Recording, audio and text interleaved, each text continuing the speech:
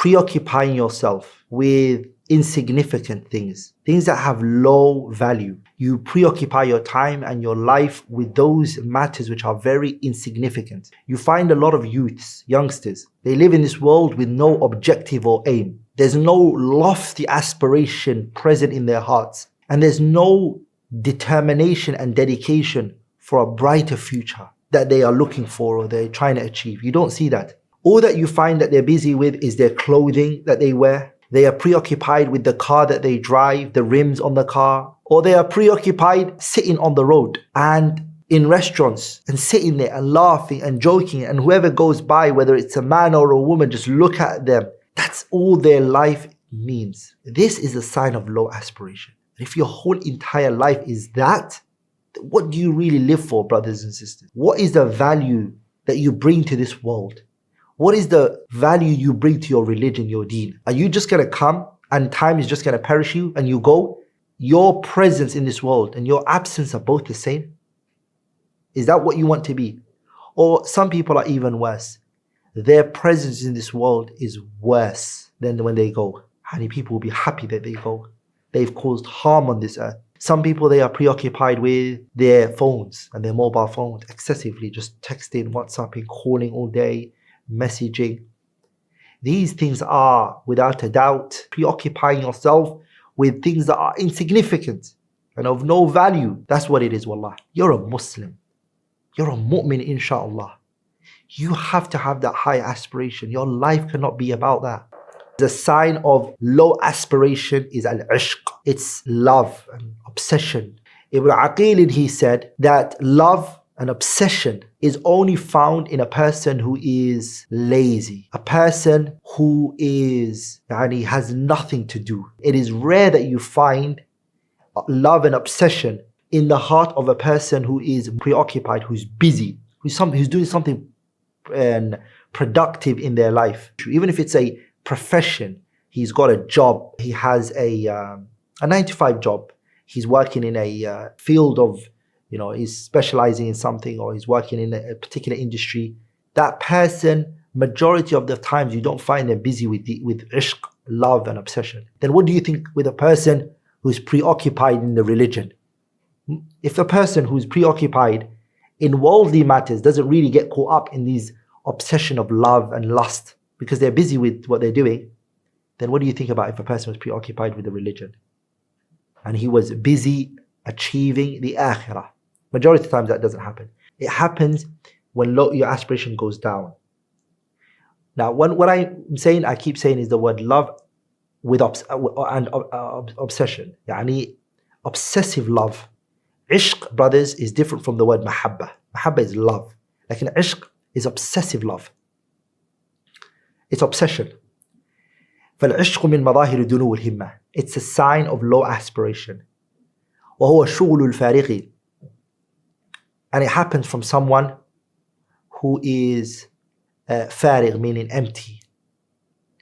فهو يمثل صورة المعشوق للعاشق في خلوته. The person, he becomes preoccupied with thinking about this person, so much so that the person who comes to him in his, like when he's alone, فيكون تمثيله لها إلقاء في باطنه.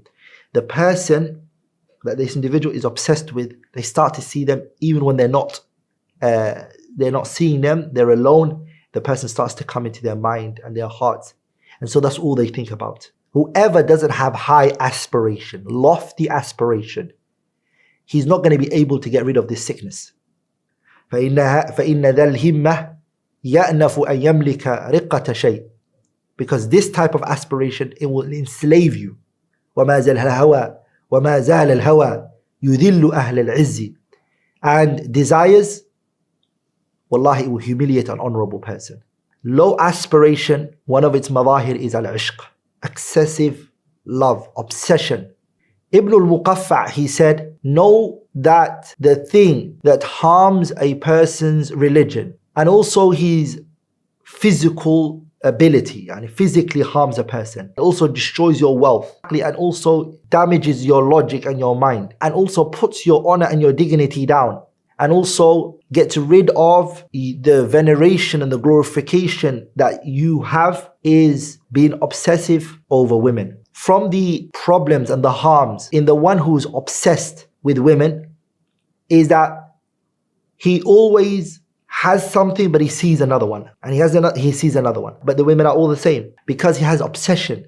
So one comes, he sees another one, and then another, and he mentioned that many people, they have a great person in their life, an honorable individual in their life, but they don't see that. That doesn't come to their mind. They look at something that is not in their hand. They say, oh, that's the one, that's the woman. This one, she's the worst. That is the one. His heart and his mind is always looking at there, and he's always seeing that. Keeping in mind, he doesn't know that person. All he's seen is from the outer. He really doesn't know that person. And it's like how a person looking at the food that is in his house and he says, this is rubbish. The next door neighbor's food is always better than ours. Really? The women, in true essence, they are generally the same. One is a woman and the other one is a woman. There are differences, without a doubt. But the differences that many people are basing it on someone they don't know is all due to obsession. He said what is fascinating is a man who is smart, he's clever. He sees a woman from very far wearing clothes, and he sees that to be, when he sees her, beauty comes to his mind. And his heart connects to this woman without actually really knowing how she looks, without no information reaching him from her. He might even see her, to be honest, in the most unappealing form. And in the, she doesn't look good, and but he still sees that one better than the one he has.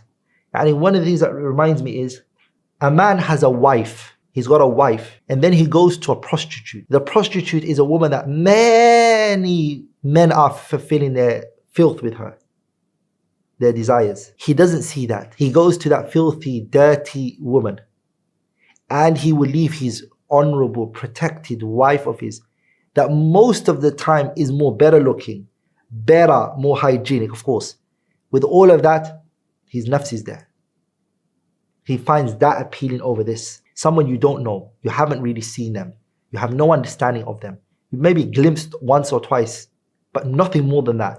Your heart has now connected to that person. You saw an Instagram image of them, for example, or you saw a Twitter picture of her online, and automatically she's better than someone you know they're in and they're out. This is the ishq that we're talking about. It's the ishq that we're talking about, which based on dunul himma. I'm going to stop there, inshallah ta'ala. Anything which I have said that was wrong or incorrect is from me and shaitan, and Allah and His Messenger are both free from it.